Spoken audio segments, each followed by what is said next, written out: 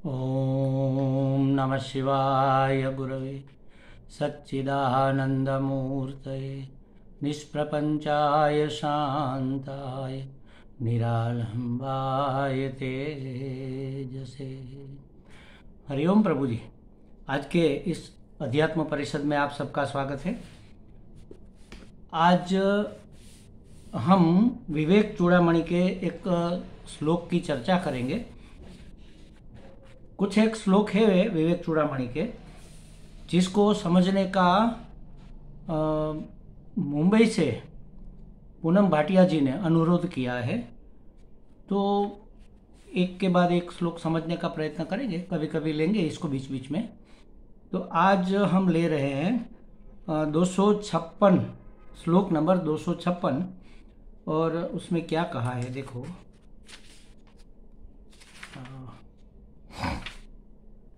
लिखा है, यत् परम सकल वाग गोचरम गोचरम विमल बोध चक्षुषः शुद्ध चिद्घन मनादि वस्तु यत् ब्रह्म तत्वमसि भावयात्मनि। इसका एक एक शब्द हम समझकर इसको पचाने का प्रयत्न करेंगे। यत् परम, इसका मतलब है जो पर है। किससे पर है? प्रकृति से पर है। परात परम का मतलब होता है प्रकृति से भी पर। यत् परम माने प्रकृति से पर, और परात पर माने प्रकृति से भी पर।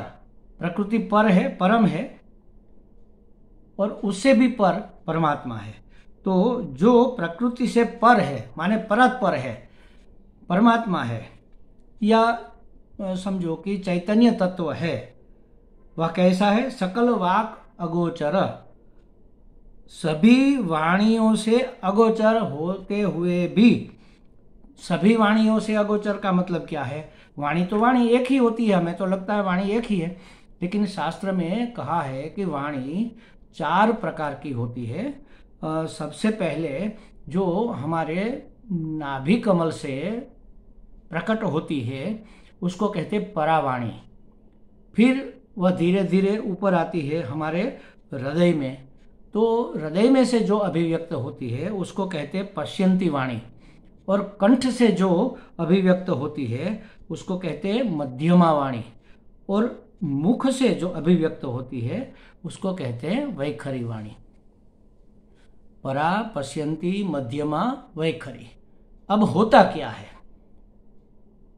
ये वाणी सभी वाणियों से अगोचर वह चैतन्य तत्व है, उसको समझने का हम प्रयास कर रहे हैं। क्यों नहीं समझ पा रहे उसको? वाणी से वाणी उसका वर्णन क्यों नहीं कर पा रही है, इसके बारे में बात कर रहे हैं। तो वैखरी वाणी ऊपर से शुरू करते हैं। वैखरी वाणी माने हम जो अभी बोल रहे हैं और आप सुन रहे हैं, तो शब्द रूप में जो हमें सुनाई दे रही है, शब्द रूप में जो जीभ, होठ इत्यादि से बोली जा रही है, वागेंद्रिय द्वारा जो बोली जा रही है, वह है वैखरी वाणी, जो अभिव्यक्त पूर्णतः हो रही है। और इससे अंदर जब हम जाएंगे तो आएगी मध्यमा वाणी, जो कंठ से सिर्फ निकलती है। मतलब जैसे हम जप करते हैं ना, तो उपांशु जप कहते हैं। सिर्फ मुंह के अंदर जीभ हिलती है, बाहर किसी को सुनाई नहीं देता, सिर्फ कंठ में रह जाती है। तो उसको कहते हैं, जैसे एकदम धीरे फुसफुसाते हुए हम कुछ गुनगुनाते हैं, तो ये मध्यमा वाणी कही जा सकती है। उसका स्थान कंठ में है। उससे भी नीचे, अंदर, नीचे माने उससे भी अगर भीतर जाएंगे तो हृदय स्थान में पश्यंती वाणी है, और इससे भी भीतर नाभि कमल तक जाएंगे तो वहां से उत्पन्न होने वाली वाणी को परावाणी कहते हैं। अब होता क्या है देखो। परावाणी भाव स्वरूप है, सिर्फ भाव है। भाव जब थोड़ा घन स्वरूप लेता है, सघन स्वरूप लेता है, तब वह विचार बनता है। वह उसका स्थान, वैसी वाणी का स्थान हृदय में है।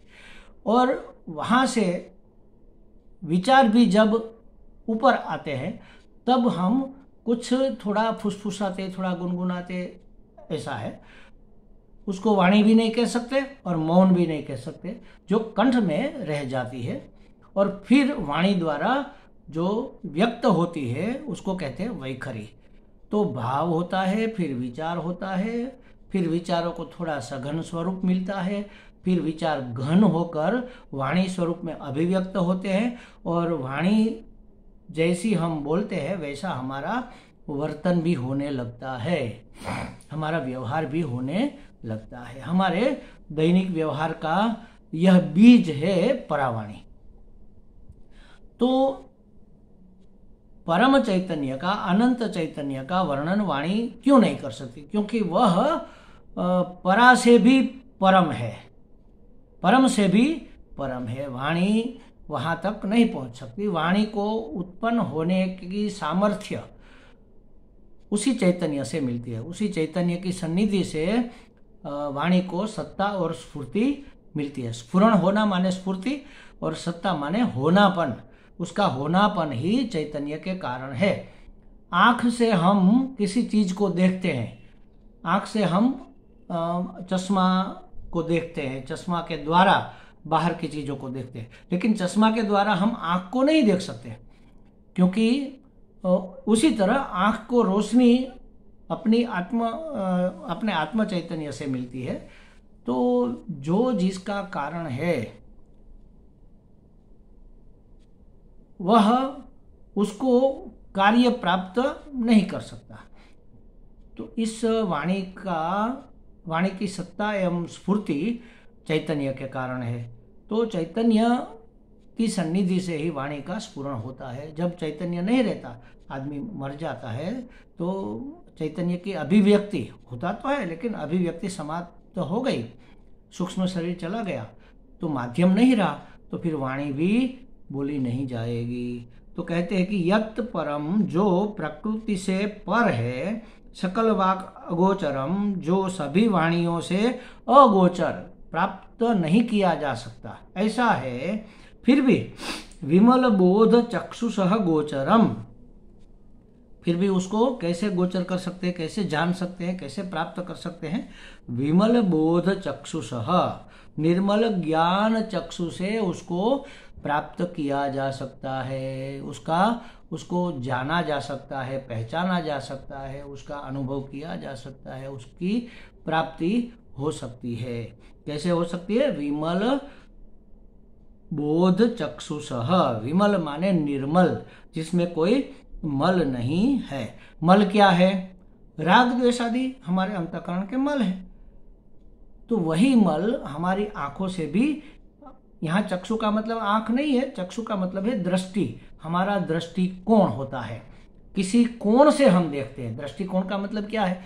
किसी कोण से, इस कोने से अगर हम देखेंगे तो चीजें अलग दिखेगी, इस कोने से दिखेंगे उसको अलग दिखेगी, सामने वाले कोण से देखने वाले को अलग चीजें दिखेगी, इस कोण सामने से देखने वाले को चीजें अलग दिखेगी, ऊपर से देखने वाले को अलग दिखेगी। लेकिन जो समग्र त्रय देखता है वही सही मायने में देख सकता है। कोण से देखने वाले का एक दृष्टिकोण होता है। तो जिसके अंतःकरण में राग द्वेष आदि मल भरे पड़े हैं, राग द्वेष, काम क्रोध लोभ मोह मद मात्सर्य, ये षड्रिपु और दंभ, ये 7, इन सभी को शास्त्र ने एक वाक्य में, एक शब्द में राग द्वेष कहा है। तो जिसके अंतःकरण में राग द्वेष का मैल चढ़ा है, वह अपने ही दृष्टिकोण से देखेगा, अपने ही कोने से देखेगा, समग्रतया वो देख नहीं पाता। अगर हम समग्रतया देख पाते तब हमारे निर्मल चक्षु कहे जाएंगे, हमारी दृष्टि निर्मल मल रहित कही जाएगी। मल रहित दृष्टि से, और वो भी दृष्टि कैसी होनी चाहिए? ज्ञान दृष्टि, अज्ञान दृष्टि नहीं। अभी हमें परम चैतन्य का ज्ञान नहीं है, चाहे कहीं पर से भी देखे, हमारी अज्ञान दृष्टि रहेगी। अज्ञान दृष्टि माने अविद्या दृष्टि, अपने आप को परिच्छिन्न इतना ही मानना, कर्ता भोक्ता मानना, जन्मना मरने वाला मानना, पापी पुण्यात्मा मानना, स्वर्ग नरक में आने जाने वाला मानना, ये सब हमारी दोष दृष्टि का परिणाम है। तो जो निर्मल दृष्टि होकर, निर्मल ज्ञान दृष्टि होकर, अभी तो हम चाहे कितने भी नज़र को साफ कर ले, कितना भी बुद्धि से समझ ले, फिर भी हमें साफ साफ दिखाई इसलिए नहीं देगा क्योंकि हमारे अंतःकरण में राग द्वेष आदि मल पड़े हुए हैं। तो जब तक दृष्टि निर्मल नहीं होगी और जब तक दृष्टि ज्ञान स्वरूप नहीं होगी, देखो ज्ञान में भी पराविद्या अज्ञान ही है, सॉरी अपराविद्या, और पराविद्या ही ज्ञान है। अपराविद्या माने क्या? व्यवहारिक विद्या समझ लो, व्यवहारिक ज्ञान, भौतिक शास्त्र का ज्ञान, वनस्पति शास्त्र का ज्ञान, ये सब पराविद्या है।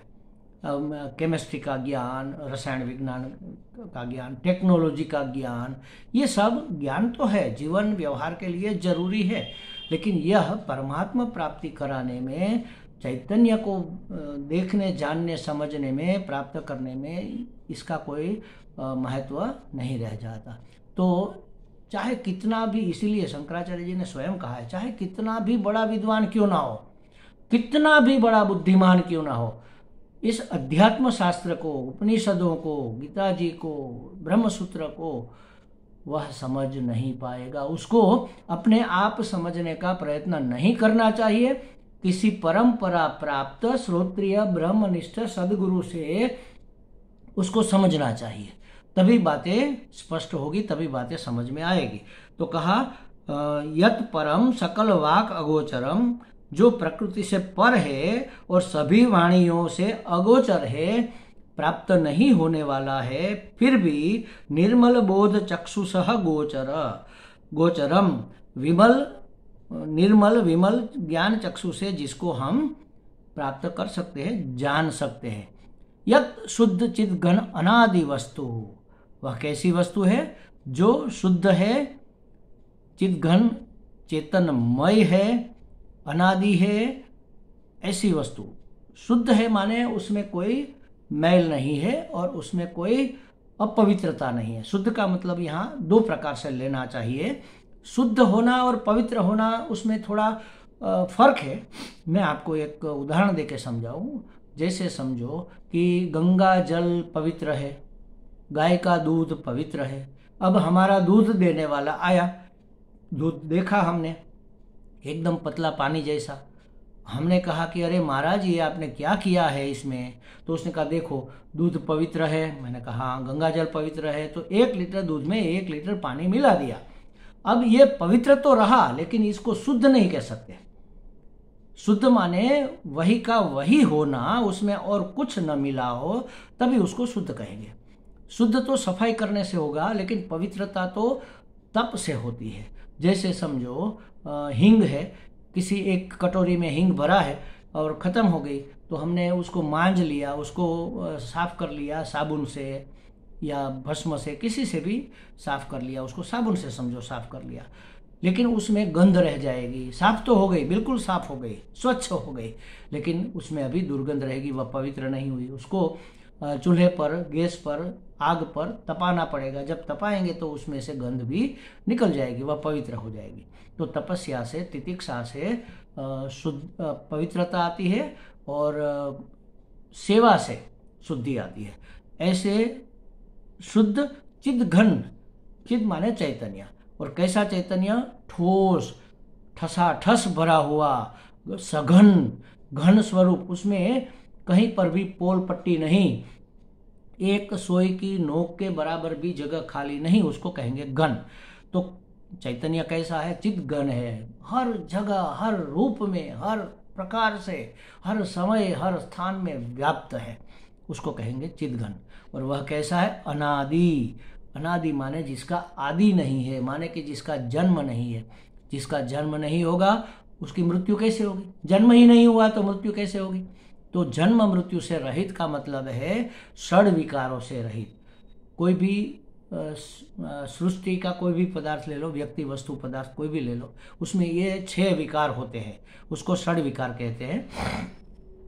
जायति माने जन्मता है, अस्ति माने टिकता है, जायति अस्ति वर्धते उसकी वृद्धि होती है, विपरिणमते जिस के कारण उसका जन्म हुआ है वह बन के रहता है। जैसे समझो एक बेटी पैदा हुई, फिर वह बच गई, टिक गई, धीरे धीरे बड़ी हुई और क्या बनी? संपूर्ण नारी बनी, स्त्री बनी। स्त्री बनने के लिए वह पैदा हुई थी। अब स्त्री बन गई, पूर्ण नारी बन गई। अब जायते अस्ति वर्धते विपरिणमते, परिणाम को प्राप्त हो गई। अब क्या होगा? अब अपक्षीयते, वह क्षीण होती जाएगी, धीरे धीरे बूढ़ी होगी, वृद्ध होगी, और अंत में विनश्यति। तो जन्म और मृत्यु के बीच में भी यह 4 विकार है, टोटल 6 विकार। ये षड विकार, अनादि कहने से षड विकार समझ लेना चाहिए। जिसका आदि नहीं है, जो जन्मा ही नहीं है, वह टिकेगा कैसे? मतलब वो बना कैसे रहेगा? और जो जन्मा नहीं है, जो है नहीं, उसकी वृद्धि कैसे होगी? जिसकी वृद्धि नहीं होती है वह परिणाम को कैसे प्राप्त होगा? जिसका परिणाम नहीं है वह क्षय कैसे होगा? और जिसका क्षय ही नहीं होता, जिसका क्षरण ही नहीं होता, वह विनष्ट कैसे होगा? तो जो अनादि चैतन्य है, अनादि वस्तु है, वस्तु माने वास्तविक चीज, जो अवास्तविक है उसको वस्तु नहीं कहते। हम तो कह देते हैं कि कितनी वस्तुएं घर में पड़ी है, जो चाहे आप उठा लो। वह व्यवहारिक वस्तु है, व्यवहार सत्ता में वह वास्तविक लगती है, वह वास्तव में वास्तविक नहीं है। वस्तु माने वास्तविक वस्तु तो एकमात्र है, और वह है परम चैतन्य। तो जो शुद्ध है, चेतनमय, ठसाठस भरा हुआ सघन है, अनादि अनंत है, जिसका अंत भी नहीं है, जिसका आदि भी नहीं, अनादि अनंत है, माने अनंत है, माने आनंद स्वरूप है। ऐसा जो वास्तविक तत्व है, तद ब्रह्म त्वम असि। अरे वही तो तू भी है, तू वही है। वह ब्रह्म, कैसा ब्रह्म? जो शुद्ध है, जो चेतनमय है, जो अनादि वास्तविक वस्तु है, वह ब्रह्म तू है। इसका मतलब क्या हुआ? कि तू क्या नहीं है, यह बताना चाहते। जो आगे कहा ना, तू वाणी का विषय नहीं है, बोलकर बताया जाए वह तू नहीं है। हम कहेंगे कि ये ब्रह्मदत्त है, तो ब्रह्मदत्त तो उसका नाम है। अरे ये जो दिख रहा है वह ब्रह्मदत्त है, दिख तो उसका शरीर रहा है। ये जिसको हम छू रहे हैं वह ब्रह्मदत्त है, तो छू तो हम उसके वस्त्रों को या उसके शरीर को रहे हैं। जिसको हम पीट रहे हैं वह ब्रह्मदत्त है, तो पीटा तो उसका शरीर जाएगा, वह कैसे पीटा जाएगा? तो जो किसी भी प्रकार से बताया नहीं जा सकता, वाणी का जो विषय नहीं है वह तू है, वाणी का जो विषय नहीं है ऐसा ब्रह्म है, वह तू है, जो वाणी से अगोचर है। और जो निर्मल ज्ञान चक्षु से जाना जा सकता है वह भी तू है। तुम्हें जानने के लिए ज्ञान चक्षु, कोई किसी दृष्टिकोण से जब हम तुम्हें देखेंगे तब नाम रूप को ही देखेंगे। नाम रूप से पार अस्थि भांति प्रिय रूप जो है, सत्यचित आनंद स्वरूप जो है, वह ब्रह्म तू है। आत्मनि भावय, अंतःकरण में ऐसी भावना करो। अभी तुम जानते नहीं हो तो भाव करो। हमारे सदगुरु जी कहते हैं कि तुम ब्रह्म हो, लेकिन हमें तो अनुभव नहीं है। कोई बात नहीं, अनुभव नहीं है, लेकिन वास्तविकता तो यही है कि तुम ब्रह्म हो। तो इस बात को मान लो कि तुम ब्रह्म हो, तुमने जान लिया, तो तुम्हारा व्यवहार कैसा होना चाहिए? अगर तुम ब्रह्म हो तो तुम्हारा भाव कैसा होगा, तुम्हारा विचार कैसा होगा, तुम्हारी वाणी कैसी होगी, तुम्हारा व्यवहार कैसा होगा। अगर तुम ब्रह्म हो तो ये भाव करो। भाव करेंगे तो एक दिन आप उसको वैसे हो ही जाएंगे। तो तद ब्रह्म त्वम असि, वह ब्रह्म तुम हो। कौन से ब्रह्म? जो विकारवान नहीं है, जो मलिन नहीं है, जो वाणी आदि का विषय, किसी वाणी का विषय नहीं है, जो शुद्ध है, जो पवित्र है, जो चेतन घन है, जो अनादि अनंत है, वह ब्रह्म तुम हो। अपने आत्मनि भावय, अपनी आत्मा में, माने अंतःकरण में, यहाँ आत्मनि का अर्थ है अंतःकरण में, अपने अंतःकरण में, अपने मन में, अपने चित्त में, अपनी बुद्धि में ऐसा भाव करो कि वह ब्रह्म में हूँ। जो दिखता है वह नाम रूप है, वह मैं नहीं हूँ। अस्थि भांति प्रिय रूप नाम अंश पंचकम। हर एक व्यक्ति वस्तु पदार्थ में ये 5 अंश तो होते हैं। अस्थि भांति प्रिय माने सच्चिद आनंद, और नाम रूप, हमारी नज़र नाम रूप तक ही जाती है, वहाँ अटक जाती है, वहाँ रुक जाती है। वास्तव में ये नाम रूपात्मक प्रपंच जगत है जो जन्मता है और गत, ज माने जन्मना, गत माने जाना, जन्मता है और जाता है। हर क्षण यह मरता रहता है, हर क्षण यह पैदा होता रहता है। अभी हमने जो कहा, उस समय बोलने वाले जो हम थे वह इस समय हम नहीं है, बदल गए। कुछ न कुछ तो बदला सूक्ष्म रूप से, कितने सेल, कितने कण बदल गए, हमारा कितना भाव बदल गया, हमारे कितने विचार बदल गए, हमारी वाणी बदल गई, शब्द बदल गए, व्यवहार बदल गया। सब बदलता रहता है, सब जन्मता है और जाता है। तो यह प्रपंचात्मक पांच भूतों से बना हुआ नाम रूपात्मक जगत, नाम रूपात्मक यह देह, नाम रूपात्मक मैं, वह वास्तविक मैं नहीं है। वास्तविक मैं अस्थि भांति प्रिय रूप है, सत्यचित आनंद रूप है। अगर तुम नहीं जानते हो तो कोई बात नहीं, जानने का प्रयत्न करो, और जब तक जान न जाओ तब तक यह भाव करो कि वह तुम हो, वह ब्रह्म तुम हो, तुम नाम रूप नहीं हो। ये नाम रूप मात्र व्यवहार सत्ता के लिए, व्यवहार चलाने के लिए है, वास्तव में उसका कोई अस्तित्व नहीं होता है। तो इस प्रकार अपने आप का परिचय कैसे पाया जाए उसके बारे में यहाँ पर शंकराचार्य जी हमें समझाते हैं। हमें लगता है काफ़ी स्पष्टता हो गई होगी। अगर इस विषय में कोई प्रश्न है तो आप हमें लिखकर भेज सकते हैं व्हाट्सएप में। इसकी चर्चा अध्यात्म परिषद में कर दी जाएगी। हरि ओम।